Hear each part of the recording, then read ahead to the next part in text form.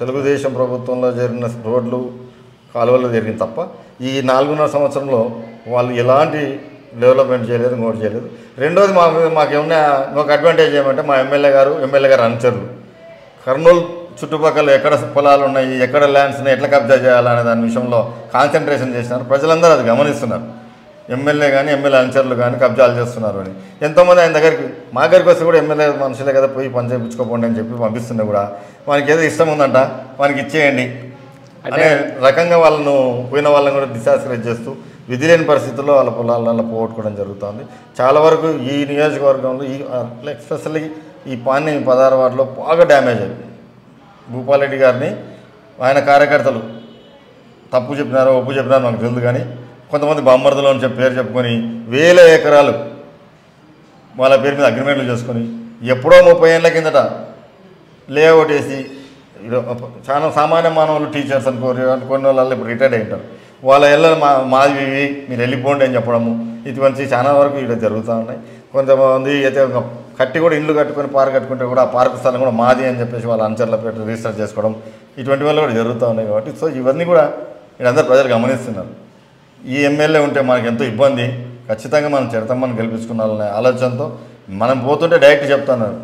గతంలో ఉన్న ఓటు అడగడానికి పోతే చూస్తాం పో చేస్తాం పోనేవాళ్ళు. ఇప్పుడు మనం ఓటు అడగకముందు ఈసారి మీకు ఓటు వేయాలనుకున్నాం పోమ్మా అంటే ఎందుకు ఇంత రిజర్వేషన్ అంటే సామాన్య మానవులను కూడా ఇబ్బంది పెట్టే పరిస్థితి తీసుకొచ్చారు ఇక్కడ వైసీపీ లీడర్లు. ఈ వైసీపీలు ఎవరు కూడా జెండా మోసిన వాళ్ళు కాదు. మళ్ళీ వైసీపీ పార్టీకి కేవలం భూపాలరెడ్డి పేరు చెప్పుకొని జనాలను బెదిరించి డబ్బులు వసూలు చేసే బ్యాచ్ ఇదంతా. ఈ సంస్కృతి కర్నూలు ఎప్పుడు లేదు. ఈ మధ్యకాలంలో భూపాలరెడ్డి గారు ఎమ్మెల్యే అయిన తర్వాతనే ఆయన పేరు చెప్పుకొని ఇవాళ జరుగుతుంది. మనకు ఆయన ప్రమేయం ఉందా లేదని అనను, ఆయన కొన్ని చోట్ల ఆయనను దృష్టిలో పెట్టుకొని చేయడం జరుగుతుంది.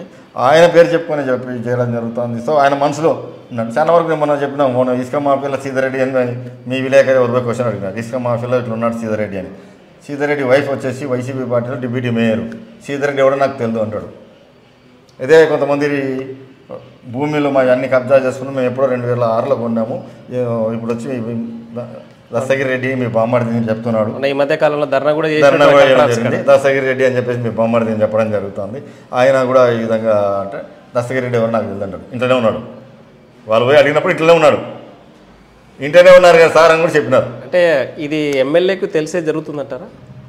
ఇప్పుడు తెలియకుండా జరిగింది అంటే ఇంట్లో మనిషిని పెట్టుకొని బామ్మడిదిని పెట్టుకొని నేను బామ్మడిది అని చెప్పి నాకు నా బామ్మడిది కాదు అంటే అట్టప్పుడు యాక్షన్ తీసుకొని చెప్పాలి కదా. ఆయన కాదు తెలియదు అంటే ఓకే నాకు తెలియదు ఈ విషయాలు సంబంధం లేదు అంటే ఇమ్మీడియట్గా ఆఫీసర్లకు చెప్పి వాళ్ళని యాక్షన్ తీసుకొని ఆ పొలం నుంచి వాళ్ళు వెళ్ళగొట్టండి. వీళ్ళు సెంటు 2 సెంట్లు 3 సెంట్లు కొన్న వాళ్ళు రిటైర్డ్ ఎంప్లాయీస్ ఉన్నారు. అందులో ఎస్సీలు బీసీలు మైనార్టీలు ఉండేది. దాంట్లో అట్లా డెవలప్ పొలం గుంజుకోవడం. బాధితులు ఏమన్నా ఎమ్మెల్యేలు కలిసినారు. తర్వాత నేను వాళ్ళు ఏదో ధర్నా చేస్తారు ఏందని చెప్పి పోయినప్పుడు నేను పోయి వాళ్ళతో మీడియాతో మాట్లాడించిన. వాళ్ళకే ఫోన్ చేసి మీరు నా కాడికి రాకుండా మీడియా వెంకటరెడ్డి కాడికి ఎందుకు పోయినారు కూడా అడగడం జరిగింది. వాళ్ళనే ఎమ్మెల్యే గారే అడిగితే సార్ మీ ఇంటికి వచ్చినాం, తిరిగినాం, ఎన్నిసార్లు రిక్వెస్ట్ చేసుకున్నాం, మీరు చేయలేదు. మేమంతా మేము కూడా ఎవరో దుననీకి వచ్చినారు అంటే మేము వచ్చి వాళ్ళని మాది ఇది అని చెప్పి ప్రొటెక్ట్ చేయడానికి పోయేటప్పుడు వెంకటరెడ్డి అని అట్లా పోతూ వచ్చినారు. అది కూడా ఎందుకు పోయినాం, ఈ జగన్నాథ గట్టు మట్టి దొక్కుతున్నారు ఇల్లీగల్గా. ఆ మట్టు సందర్శించడానికి విత్ మీడియాతో నేను చెత్తమ్మ పోవడం జరిగింది జగన్నాథ గట్టు. ఆ పొయ్యి వచ్చేటప్పుడు ఏందో జనాలు కనపడుతున్నారు, ఏంది ఇన్సిడెంట్ అని చెప్పి చూసి అది జరిగింది ఆడ. అంతకుమించి మనమే మమ్మల్ని పిలిచింది లేదు, మేము వాళ్ళు అడిగింది లేదు. మేము ఏందో జనాలు ఉన్నారు ఏందో చూద్దామని పోదాం, చూస్తే ఇది జరుగుతుంది ఇన్సిడెంట్. సార్ గత 3 నెలల క్రితము లోకేష్ యువగలం పాదయాత్రలో ఇలాంటి ఆరోపణలు ఒకరి మీద ఒకరు చేసుకున్నారు, ప్రతి సవాలు చేసుకున్నారు. మీరు ఎక్కడో మనం ప్రమాణం చేస్తామని కూడా పిలిచినట్టు జరిగింది. అదే ఇప్పుడు ఆల్వేస్ వెల్కమ్. ఏమైనా కానీ ఆయన పిల్లలు పిలుచుకున్నాం, నా పిల్లలు యాగంటి మీద ప్రమాణం చేయడానికి సిద్ధం.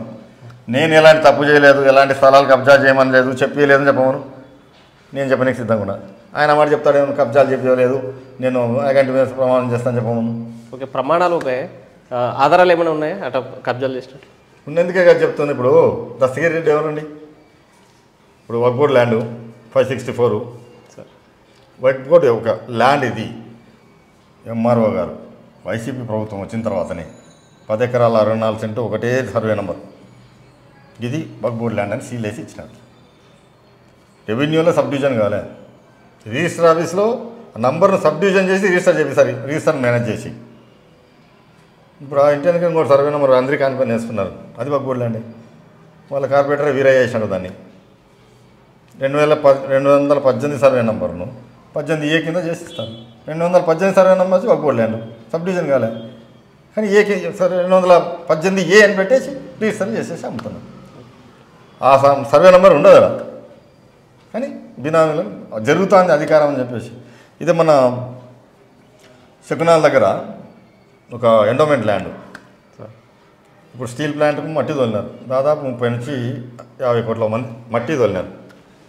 దానివల్ల గవర్నమెంట్కి రాయితీ లేదు, గవర్నమెంట్కి నష్టమే.